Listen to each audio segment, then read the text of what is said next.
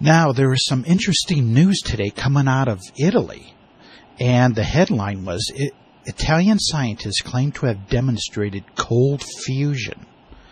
And they have a video here. It's a story that's on Physyorg.com. That's Physyorg. That's PHYSORG.com. And it's really... Oh, go ahead, Jeremy. I've been checking this out.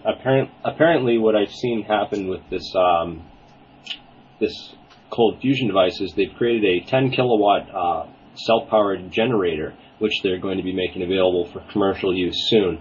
However, the videos that they have posted on YouTube currently are only in Italian, and I do not speak Italian, and I am looking to try and find a translator, and so I can re-narrate them in English and repost them to help get this out to English and American audiences as well. Because right now it seems to only be really accessible to people who speak Italian, which is unfortunate.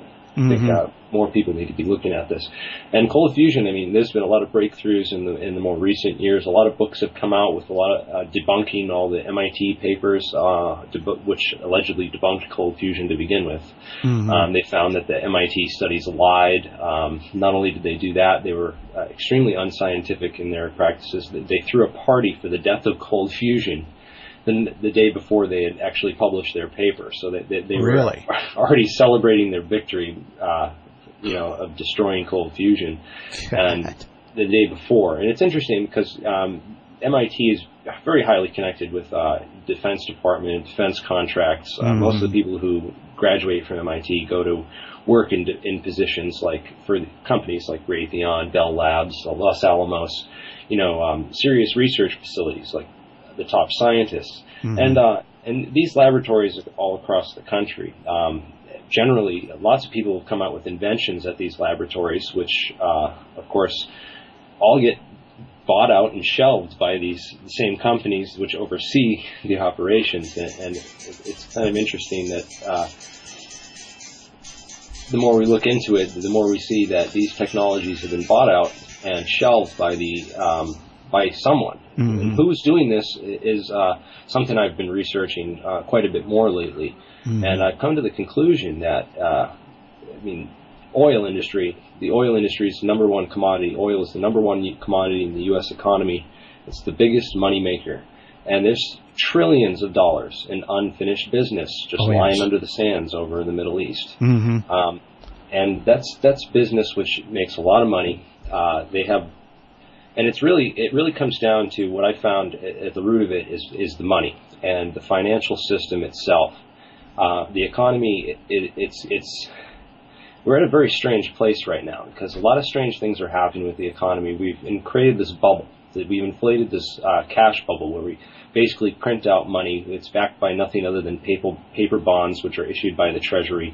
It's not backed by anything. And the way the economy functions is it uses oil as a way to give the money its value, because the oil exchange rate actually sets the price of the dollar. It's like we set the price of the oil with dollars, but you have to look at it the other way, that the price of oil sets the price of the value of the U.S. dollar.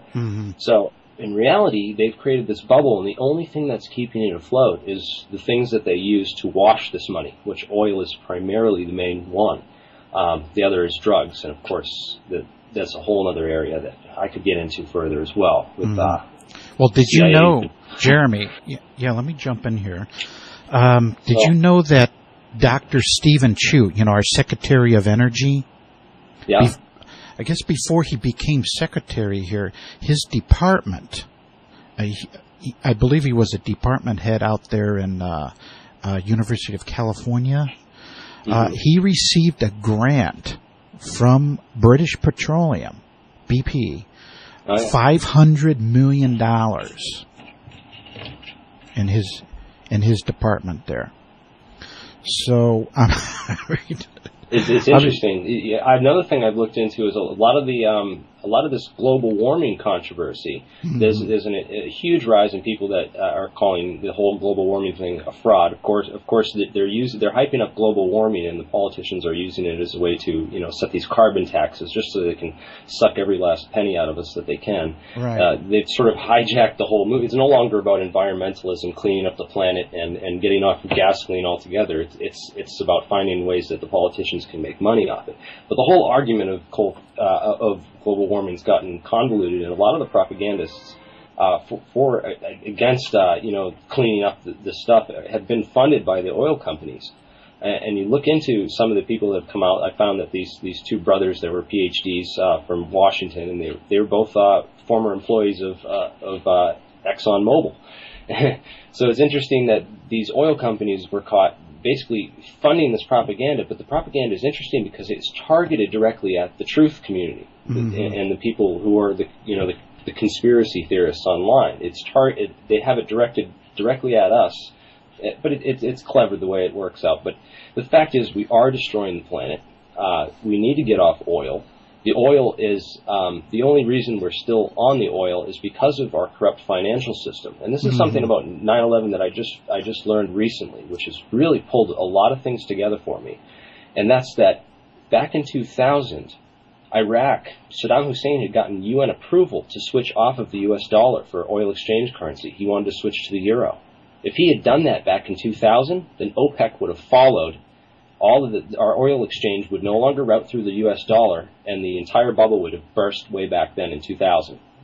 We went after 9/11 happened. We got the excuse to go in there, and then suddenly we gained control of this whole area, and we have control of the oil. It's not about the oil itself, and we haven't shipped any of that oil back here. A lot of people make that mistake with the argument. Right. It's about control of the production of oil, and it's not necessarily just about the control of the production of oil, but it's why we need the control of the production for the money to keep the money system afloat. And this is the same system that has bought out these patents, bought out all the free energy, bought out all the alternative energies that have come out, and just sort of, I feel like they've just destroyed so much. It just makes me so upset. Yes. Well, I'll tell you, the conspiracy here is going hot and heavy. Well, it's the thing is that they've been conspiring for so long now. Yes. And there's so much disinformation out there. We're finally getting to the point with the internet. Once the internet came out, it's just been incredible what we've been able to do with consolidating and confirming information, but just putting all the pieces together. I mean, this is a complete puzzle. We have the oil, the free energy. The only way to defeat this system, and I tell this to all the people who I share my 9/11 stuff with, all the 9/11 truth movement and stuff, I tell them the best thing we can do to fight this, the real root of the system, hacking at the root of the system, is the financial thing and the dependence on oil. And the only way to get off of that is through free energy. Right, that's correct. It's the only thing that's going to work. It's the only way. And you can try to make all the videos you want exposing, all the people in the government. It's not really going to change anything. Look at the Zapruder film. We've had the proof for 40 years with the physics that his head moves back and to the left, proving that he was shot from the front. We've had that physical art, plain as day for the past 40 years, and it hasn't done a single bit of good. The only thing that's going to change anything is going at the root of this, which is the oil and the money. Follow the money. Yeah, well, I went to one of these IEEE meetings a few years back, and there was a professor there giving a lecture about alternative energies. And still, the number one method of energy production here is of course the hydrocarbon, the bond in there, the bonding energy. Extracting that energy from it's a very hydrocarbons. Difficult thing to compete against. We're competing against a chemical that contains massive amounts of energy. It's literally liquid energy. They can pump it out of the ground, and it's very efficient, very useful. For weight, the amount of energy that you can contain in a gallon of gasoline I mean, you can't store that in any battery technology that we currently have available on the market. The same amount of energy. Weight for weight. I mean, how the reason that we won, the British won World War II is because they had the higher hydrocarbon fuels for their planes, which enabled their Spitfires to outmaneuver the German planes. And that's what won World War II. I mean, it's an incredibly hard thing to compete against, and there's massive amounts of it too. I mean, the gushers that they get from these oil wells. I mean, this is just, the Earth's just flowing with this stuff, but it's not going to last forever. I mean, that's the blood of the Earth. Right. And the more that we pump out, the more problems we're going to see in a lot of other geological events, such as the rise in earthquakes. There's been so many earthquakes recently, and to think that that's not due to us pumping out all the Earth's tectonic lubrication or whatever. I don't know too much about the geology and the geophysics of it, but it's got to be something. We can't be pumping this stuff out forever. Well, the stuff is a dangerous toxin too. I mean, it's. Well, look what it did to the Gulf. I mean. Oh yeah. And then that Exxon spill that they had up there in Alaska. Yeah, I mean, from what I hear, the cleanup on that, everyone died from the cleanup operation. Everyone's now dead. Everyone who helped clean that up is now dead from the toxins they were exposed to. Exactly. And most of the people that were probably cleaning up this oil spill down in the Gulf, a lot of them are going to have some serious health problems. A lot of them already started to have it. It's not reported in the mainstream media, but it's happening. It's compounded with this Corexit material or this chemical. Corexit's actually worse. That's the surfactant. Oh my God! I mean, that's going to kill all the fish. I mean, they've shown biological studies of what it does to cell membranes. It's basically a chemical which it's a dispersant to spread the oil out. But what it does to your cell membranes is it allows any materials to flow directly through your cell membrane. I mean, your cells normally are pretty good about keeping toxins out of entering the cell structures themselves. But once this stuff gets in, it just opens up that barrier and lets anything flow in. Yeah. Well, every time I go to a store now, if I look at the shelf there on shrimp, it's like, should I eat this stuff? I mean, where is it love coming shrimp, from? and I don't buy it anymore. I don't even want to eat fish. I'm afraid to eat fish. And the other thing is that we're overfishing the seas. Japan has just devastated the fish populations in their oceans, and China, but it's really getting to the point where we're starting to see the effects of, it's like we have a garbage barrel and it's so big that we just don't ever see that it doesn't look like it's filling up much. We just keep pouring trash into it and it doesn't really, seem like it's doing anything. But then all of a sudden, 30 years later, here we are, like we have an island of garbage in the middle of the Pacific Ocean that's decaying plastics and it's killing a lot of the sea life there. And, we have all these things that are, I mean, it's not. We live in a fragile ecosystem, and it's eventually going to break down. I mean, right. Well, I've been trying to think of solutions to this problem, and the only thing that I can come up with are developing home-based aquaponic systems, and those are systems where you essentially grow your own plants, grow your own, grow your own fish. Yeah, well, you can, and complete little mini ecosystem. The fish actually feed the plants, and they feed off. It's a little mini ecosystem that you can. Yeah, those things are excellent. And the thing is that we're going to need to start moving towards those types of technologies because I mean the corporations and what they've done with Monsanto to our food supplies and the food here on the planet Earth is it's just atrocious and. We're going to need to be moving to new technologies with how we grow our food. I mean, everything about how we live, our entire habitat, and our entire perceptions and way of life. It really needs to change because we're taught, even our economic system, we're taught GDP. I mean, GDP is essentially a measure of how quickly we can produce trash, but that's a measure of how valuable a country is and its economy is. It's how quickly it can produce trash.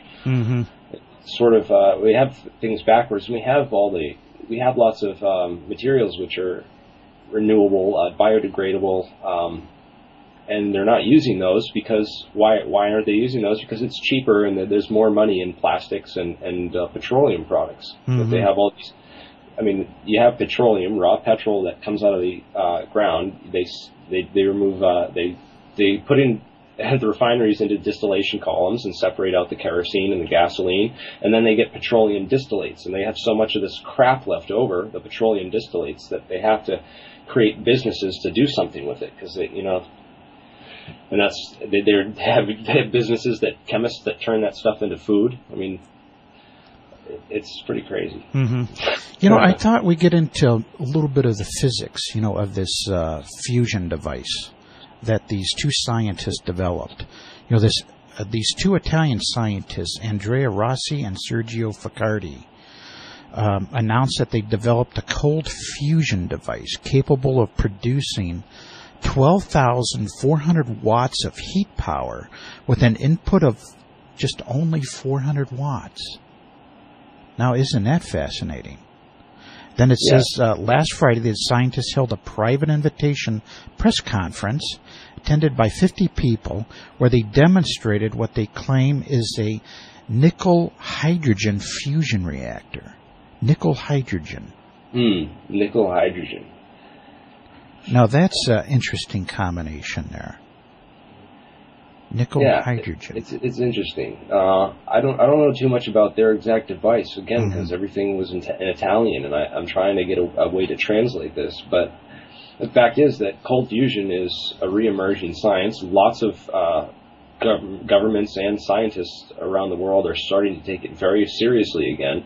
And I mean, why did we ever forget and not take it seriously? It's because we were convinced that by these oil and energy companies, which blacklisted it, and these MIT people that performed fraudulent investigations trying to debunk it. And of course, they do that because their biggest funding is with hot fusion and these other things. So they basically, it's interesting to look at how the conspiracy is structured, because you have individuals that aren't necessarily tied to the Department of Energy or the banks or any of this greater infrastructure. They're just scientists who work in hot fusion. They're experts in their particular field, and they want to secure the millions of dollars they get in funding for their projects, which is, of course, set up by a lot of these places. Universities were set up and get their funding from foundations like the Rockefeller Foundation and other government, lots of government contracts and stuff. So they want to keep that government money. They have these government interests. So the government, in turn, uses that to get these and persuade these scientists into unethical practices, which is like this. I mean, we have the one technology that could solve all our energy problems, turn the oceans into bottomless fuel tanks. I mean, literally, there's enough deuterium in the first foot of seawater in the San Francisco Bay to satisfy all of mankind's energy needs for the foreseeable next 100 years. And that's just in the San Francisco Bay, never mind the oceans. And this is a real technology. It doesn't violate the laws of physics. There's no pseudo or quack science involved. It's simply fusion. You're fusing deuterium atoms together. You get energy out. The mass gets converted into energy because the end byproduct has a lower mass. So the mass gets, whatever the mass difference is, equals mc squared. That's the energy you get out. And there's no violation of the laws of physics, and it's one of the most, I think it's the number one on my list anyway of viable alternative energy and technologies that I see out there, because of the fact that it would turn our oceans into bottomless fuel tanks. Now you can see why the oil companies might not be too excited about that. Now the COP on this device, 30-1. That is quite awesome. I mean, well, essentially 400 watts in, folks. 400 watts in, and 1,200 or 12,000 watts out. Oh my God! It's interesting. Well, basically, what the device is doing is the electricity that you're putting in, that's going into powering the fusion reaction, they push these deuterons inside of this lattice, probably the nickel-hydrogen lattice, and get them close enough together. Then they electrolyze it with this specific frequency burst of electromagnetic pulses. And it has to be a specific frequency, and this is interesting, because Frank, I think he hit the nail on the head with his theory, and I'm just waiting for more to come out of it. We've been working on it. I think he's giving a talk here pretty soon. He's giving a lecture. He's going to be going to the SPECIF Space Research and Technologies Forum. So he's going to be giving a talk there on his new information. I mean, this velocity of the transitional quantum state. This is one of the keys of physics. It's a fundamental constant that's been hidden. We haven't found it, and it only appeared through these obscure experiments which no one really paid attention to, like Podkletnov and cold fusion, which is interesting because it's like, it's interesting that the most major breakthrough is hidden in the last two places that any serious scientist would ever think of looking, you know? It's like they've been brainwashed for so many years against looking in these areas. Right. And scientists are no different than any other human being. We're just as easily persuaded by propaganda. In fact, sometimes it's easier to persuade scientists because they strongly want the acceptance of their peers. If they're not accepted by their peers, and if they're viewed as outcasts for, pursuing what's called fringe topics in science, I mean, then they're labeled as outcasts, and they feel just as strongly as anyone else would about, not being cast out of the group. So it's interesting to see the propaganda that's been used against them and how effective it's been. When I talk to scientists almost every day about these topics. So. Right. Well, the article here reads, the scientists say that the reactor is well beyond the research phase. They plan to start shipping commercial units within the next 3 months and start mass production by the end of 2011. So, do they probably lined up some private investors? It's interesting. I'd love to see what happens out of it. And I think I'm recommending. I left several video comments on their video asking to put a translation into English and post it on my channel so that we can help get it out to more people. Because I'm just afraid that this is going to get swept under the rug like the last ones, all the last times that anything like this has ever come out. It's always been swept under the rug before it can really get out there. And I mean, I also am worried that this could be like a staged fraud. I mean, they understand that India has just said that they're invigorating their cold fusion research program. The Indian government said, yeah, cold fusion's real. We're going to pursue it, and China's pursuing it. All these, countries which around the world are pursuing cold fusion technology, and I'm just waiting for them to, come out with some big press release, another press release, kind of like what happened the first time they blacklisted cold fusion, to have another press release say and then purposely have it not work and purposely have it be a fraud, so that will again cause everyone to lose credibility in cold fusion again, just as it's starting to make its second, its comeback. Well, so every time they mention the word cold fusion, they, in these black op, these are black op companies here, like the Discovery Channel, Popular Science. They always mention the Pons and Fleischmann experiment, and the MIT experiments that say it's a fraud. Well, and Stephen Krivet's book. Stephen Krivet, he's a PhD physicist, and he wrote a book called The Rebirth of Cold Fusion. And if you get that book, he extensively details that MIT article and shows scientifically exactly where they lied, how they manipulated the data. Their data actually showed anomalous output energy. Right in the MIT data, but they didn't want it to be there. They're like, oh, this doesn't belong, so they readjusted their curve and refit it, and basically went from there because they thought it didn't. They've made their data fit the predetermined prediction, the predetermined hypothesis.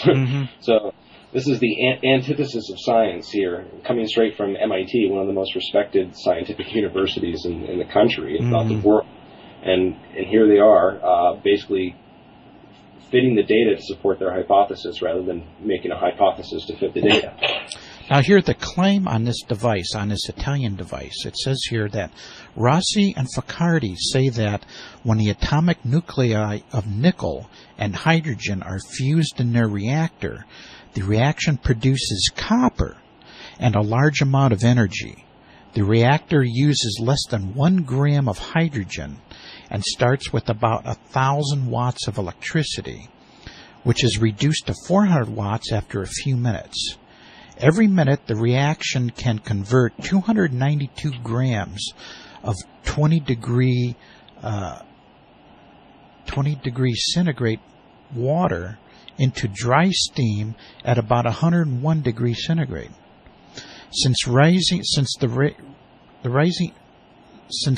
the temperature of water by 80 degrees centigrade and converting it to steam requires about 12,400 watts of power, the experiment provides a power gain of 31. As for the cost, the scientists estimate that electricity can be generated at a cost of less than 1 cent per kilowatt hour, which is significantly less than coal or natural gas plants. Well, there you go.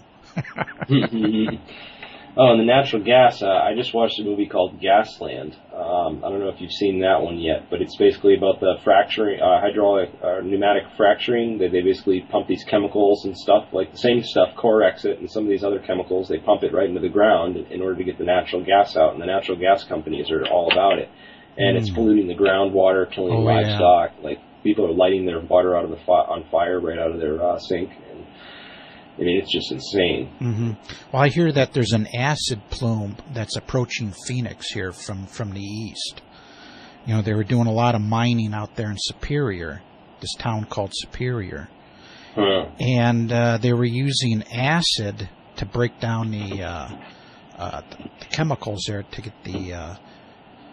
I'm not exactly sure what they were mining. Gold, it might have been precious metal mining out there. But this acid plume, there's an acid plume that they discovered that's working its way east towards the superstitions there, towards Phoenix. So yeah, I mean, the contamination of the water supply is just, I mean, it's going to be bad. I mean, what's coming here? Yeah, I mean, we're raping the earth, and it's just not going to last forever. I mean, well, the thing is, the people are only concerned at a corporate level about profits, and the corporation is only going to hire the corporate manager who makes the most profits during the next, quarter or whatever, So they're not really concerned about anything more than money, and this is where, again, like we could go and take out and put all these people in the heads of these corporations in jail, but they're just going to be replaced with other people. It's the system that needs to be changed, and the only way to change the system is to to rewire the whole monetary system and the monetary supply and the economy, which is happening. It's going to happen. I mean, these people they have control over it, and they're trying desperately to maintain that control right now. But there's just so much stuff coming out now with the scientists and the internet and cold fusion, all these other technologies, that they're not going to be able to last very long. And I think it's time that they gave up their power anyway, because they're destroying the planet. We're working under a system which is just destroying the planet. And but they've lived this way for so long, and they're comfortable in their positions anyway, that they don't really want the change, but it's coming. I mean, and then we have these two hit pieces here. One by the Discovery News, an article by Benjamin Radford slamming cold fusion here, and also this hit squad from Popular Science. They always seem to pop up with a hit piece here. Well, ultimately, follow the money. Look who's paying for the advertisement on their site. Look who's paying for their advertisement. And I guarantee it, 9 times out of 10, it's going to be an oil company. Right. Which is not a coincidence. There's a connection there. I mean, people aren't seeing this, and they're brainwashed or brain dead. I don't know. But and our energy secretary, Stephen Chu, he's completely bought off by BP. You don't get that position. You don't get elected to these positions anymore unless it's all corporate run. I mean, this is the definition of fascism. Mussolini's definition of fascism. Yeah, I mean, we're living in a fascist regime here. Well, yeah, it's gotten pretty bad. but it's not hopeless. It's not hopeless. Right. The internet is our main stronghold, and this is one of my suspicions. Is this whole WikiLeaks thing? I mean, it just looks to me more and more like an attempt to shut down the internet and to plug leaks, to catch leaks before they can happen.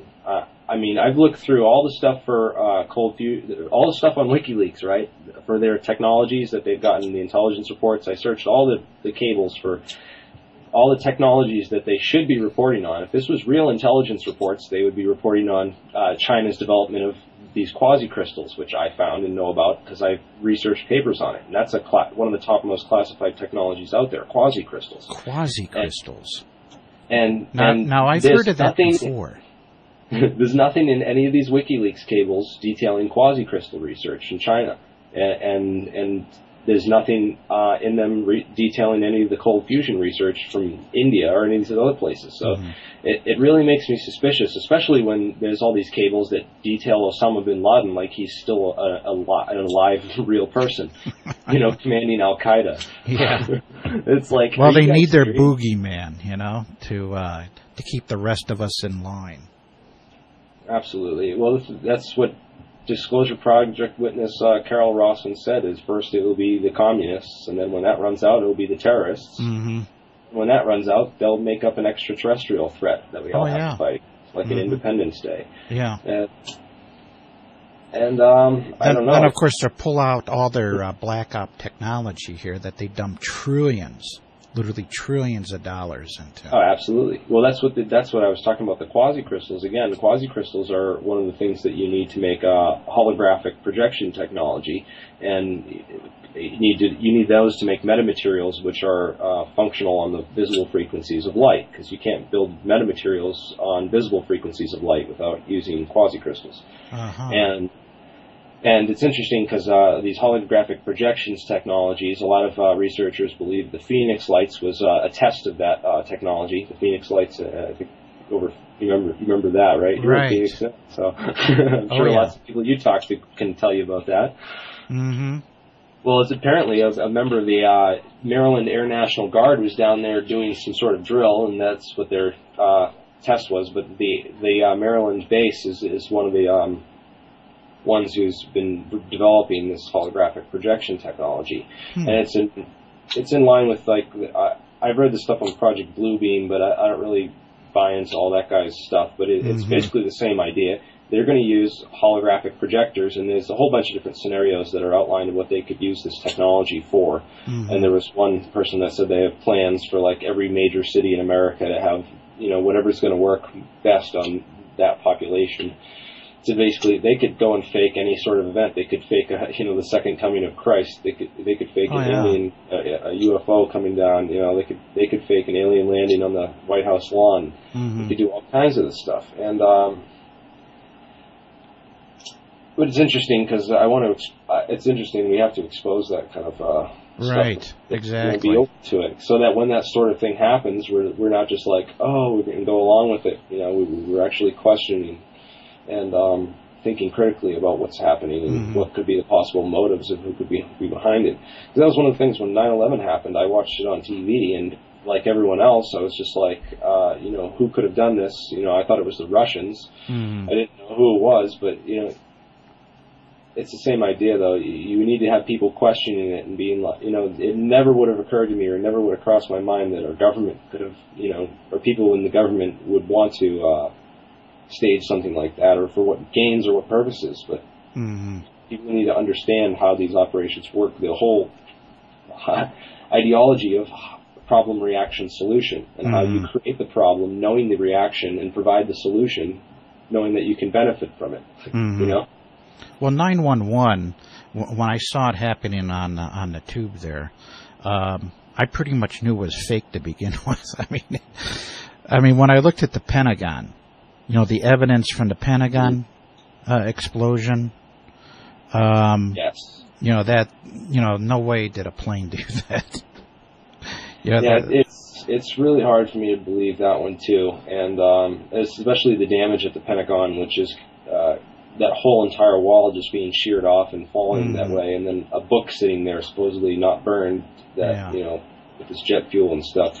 And I mean, there's evidence there that there were demolition charges used in addition inside the buildings. And if you look at the investigations of some of these other researchers that have done on what sort of files and information were in those sections of the building and who was connected to that, it again comes back to a lot of other areas with money and the Department of Energy and Department of Defense. You know, like $2.3 trillion missing the day before 9/11, which I'm guessing went to pay for the war in Afghanistan that they knew was coming and they had planned for and announced back in August. And, you know, Rumsfeld made that announcement a day earlier. Yeah, and they were already announcing their plans to attack Afghanistan or getting. They didn't announce their plans. Sorry, what they were doing is they were getting all these troops ready to go to Afghanistan and spending ridiculous amounts of money to prepare for that invasion way back. You know, starting in August, and they were already ready for it. They were locked and loaded. And then you look at Oklahoma City, and then when that happened, I looked at a fertilizer bomb did that? No way. Yeah, I know. That's kind of amazing. I was just like, there's controlled demolition damage there. There was FBI involvement. The FBI removed everyone off the scene, sent a special team in there and removed a bunch of things, and then left and let everyone else come in. And then the World Trade Center bombing in 1993, and the investigation done by the government for that was performed by a company called Tri-Data Corporation, which was a subsidiary of Systems Planning Corporation, which is tied to the 9/11 attacks through Dob Zakheim, who was the Pentagon's comptroller, and also the chief financial accounting officer who worked inside the Pentagon where the $2.3 trillion went missing. Yeah, I mean, it's just a matter of connecting the dots out there, folks. You just connect the dots, and I mean, the fraud becomes obvious. Follow the money, connect the dots. Now, when this cold fusion, this big cold fusion article popped up last week on Pezwecki, on Sterling Allen's website, I can see all the excitement building, and then when I looked at the COP on this thing, 30-1, Kirill Chukhanov's device popped into my head here, because he was seeing, huge energy gains from his device.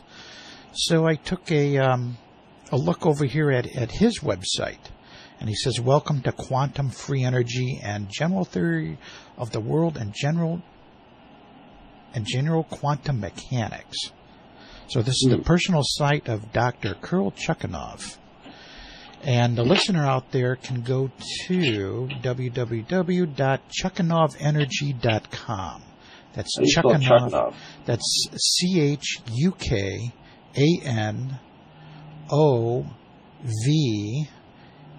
energy.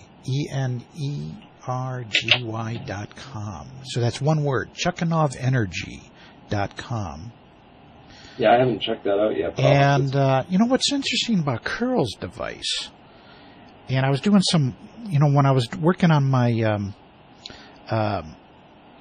this microwaving magnetite experiments last year, I discovered that Kirill Chukhanov is using a very similar method.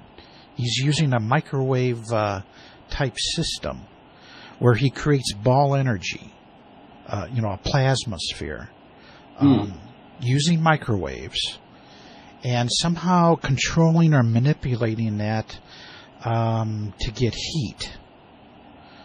Now, I checked out Chukhanov's website here, and I heard that about a year or two ago that he got some big funding, from a private investor, and then his website went silent for a while, and then now he popped up again, and I don't know what happened. I'm going to have to get a hold of Kirill here, see if he wants to come on the show.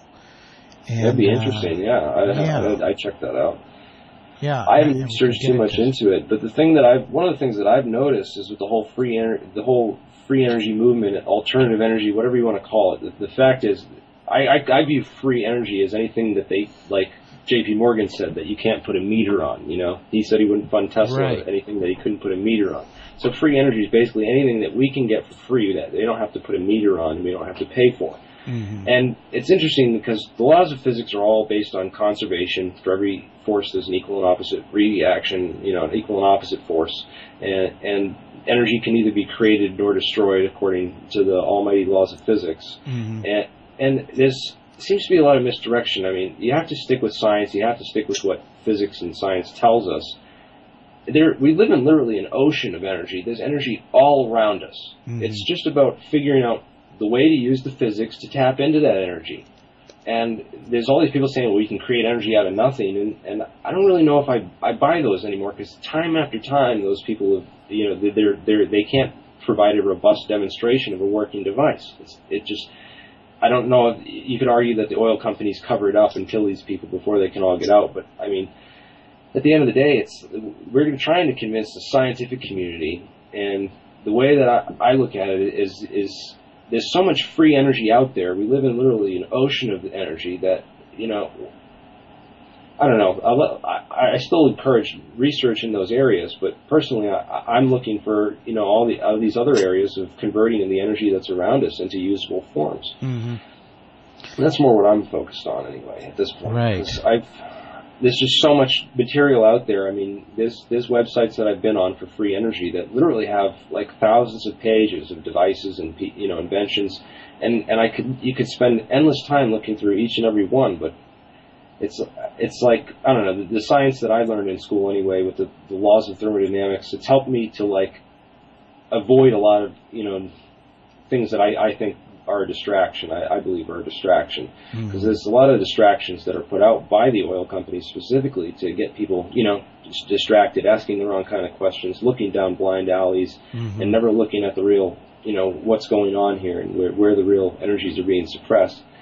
And for those, I think we need to really move towards a lot of these laboratories like Los Alamos, and a lot of the scientists are getting fed up with what's been going on there for the past 30 years, and I've talked to a lot of them.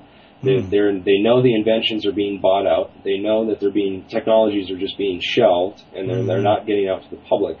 And it's really time that we move the corporations out of this research sector and the government out of the research sector and open up private industry. That's why I like Peter Diamandis, the X Prize founder. I think he's doing an excellent job. I mean, he is literally the guy who started the private space industry. I mean, up until then it was NASA and Russia. I mean, only big-time governments could think of space exploration and research.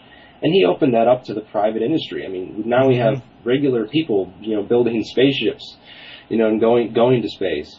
And I think that this is an incredible thing that he's doing with the X Prize and setting up an incentive for competition. And by the way, the X Prize, that's open to anyone. So anyone that has a working free energy device, bring it down to the X Prize. I mean, you're talking about all the world's leading experts on energy and propulsion and technologies, all the relevant technologies, all coming to the same place. If you got something that works, bring it there, man. You're talking about the people who know more about energy than anyone else in the world. Well, I know, who's that, Sir Charles Branson, is moving right along there over there at Truth or Consequences in New Mexico with his private space program he's got going. Oh, yeah. Taking people off. SpaceX. Yeah. Yeah, they're moving right along with that. It's excellent. I mean, it's wonderful what's been created and the potentials that we have. I mean, it's just turned to 2011. It's just incredible that, like, what people thought this would be like, 30, 40 years ago, what people thought we'd be doing in the future. And here we are. It's like we could have realized those dreams. We could be living in Buck Rogers, have space stations and all this stuff. But all that has been suppressed for the profits of corporations. And it's time people woke up to that and realized, we could be in space right now. We could have the most amazing technologies out there. But it's all been suppressed by greedy corporations that are enslaving the people because they're afraid of change, and change that happens too quickly, because then they'd lose their power. Yeah, I'm just looking here on Curl's website, and for the listener out there, that's chekhanovenergy.com. And evidently, well, he has a little status report, where he's at here, and he has some photos of his device called the Angelina 7. He's got a little date on here, December 31st, 2010. and it's a small power unit of about 20 kilowatts of quantum-free energy generator. The Angelita 7 is built and ready for experiments. I built this very sophisticated generator in record short period of time, only 3 weeks. I built it with my own means, no help from outside. Quantum-free energy projects is much more important for the future of our civilization. And now he goes on and gives a little status report of where he's at here. He says, now you understand why American potential investors are not supporting my QFE, his quantum-free energy project. Instead of financial support, private investors and government-connected spies, now that's interesting. Government-connected spies are trying to get absolutely for free my secrets on quantum-free energy. After accepting our company on the Canadian Stock Exchange at Vancouver, we were rejected later because of my wrong website. I don't believe that. I was not allowed by the same Canadian institution to be a member in the board of directors in the company where I was one of the major shareholders, the sole inventor of QFE and the manager of QFE project. After that, is our free market system democratic? Are the civil rights of speech and writing observed in North America? And then XX, they are observed. Well, I mean, this is typical of what's going on here. You know, I think it's just a difficult road to hoe here. You know, it's trying to interesting. get investment. The research, I mean, quantum theory, it does not discount free energy. Quantum field theory, I mean, zero-point energy is, you can look it up on Caltech's website. It's a real thing. It's acknowledged by the top universities and scientists. There's several ways to get to it, one of the main ones being the Casimir effect. But this is all theoretical, and it's accepted theoretically, according to theory. But the problem is getting it into reality and having someone actually build a machine that could do this, or and how do you get that sort of thing out? And I'm looking at this guy's website. He's got some interesting animated GIFs and illustrations and stuff. I'd like to get more into his theory and stuff, because quantum physics is something that very much interests me. Right now, I've been working with Frank Znarczyk to show how the Schrödinger wave mechanics formalism is completely consistent with his theory. It's just the Schrödinger is an extension of it, basically.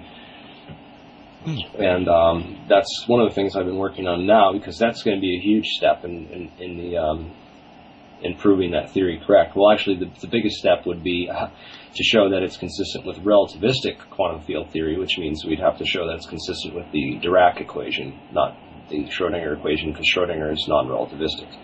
So, but well, you know, Jeremy, I always heard that the basis of these fusion experiments is, of course, trying to measure neutron emission. You know, that you don't really have a reaction going on unless you have all these neutrons being emitted, in your reaction here. So, and I think that was always difficult to do with these cold fusion experiments, because it's so low in its emissions that it's just very difficult to measure. But yet, we're seeing these reactions occurring. It's interesting, and it's interesting that the Italians have come out with this device. They said it's a working prototype and that they're ready for commercial production. And yet the scientific community, they're just undecided on an actual theory to explain the cold fusion effect. And the problem is that there aren't enough theories. The problem is that there's too many, and only one of them can be right. Right. And I don't know. It's a difficult thing to say, and of course, all the scientists that are out there who've been researching this, don't want to look at anyone else's theory but their own. Right. And that's, it's kind of I mean, this is what happens when you mix politics with science. Mm-hmm. And when you mix politics with science, then you get an ugly side of it. And I like what Tesla said. Science is a perversion of itself, unless it has at its best interest the benefit of humanity. Oh, there you go. Yeah. And that's about all I can say about it. Yeah. We have. Yeah, I mean, Tesla had it figured out over a century ago. Well, Tom Vallone, has this coffee organization, and I think they meet once or twice a year, out east. I think in the Washington, D.C. area or in Maryland somewhere. And they have a number of speakers researching cold fusion for the past, 10 years. So I know he brought back his coffee conference and has been doing that for several years now. But yeah, he always has some interesting speakers there talking about cold fusion. So I think it's pretty well known, in certain communities that cold fusion's for real. I mean, personally, I don't doubt it at all. I did some related work in this area 7 or 8 years ago, and I know Jean-Louis Nauden also did some cold fusion work, on his website. Right. Well, there's also been a lot of people who've approached the cold fusion field and sort of dirtied it up and associated it with pseudoscience and all this in quack science as well. There's so many different levels to the disinformation and the cover-up of this technology that it's just sick. But one of the things is that India is right up there. They know it's a viable technology, and India's top scientists came out a couple months ago and told the Indian government that you guys need to put money into funding cold fusion. Mm-hmm. You've been dumping billions into hot fusion for the past 30 years, and you're getting nowhere. Right.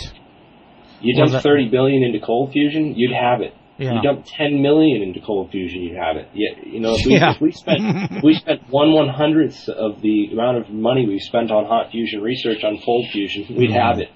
Well, I've said for years that hot fusion's been a multi-billion-dollar boondoggle from the start. That's a cash cow. Yeah. There's nothing more. It's a cash cow. Mm-hmm. We need another billion. We need to build a bigger reactor. That one wasn't big enough.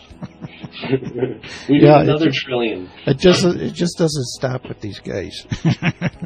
Well, Jeremy, I'd like to thank you for coming on today's show. Another fascinating discussion.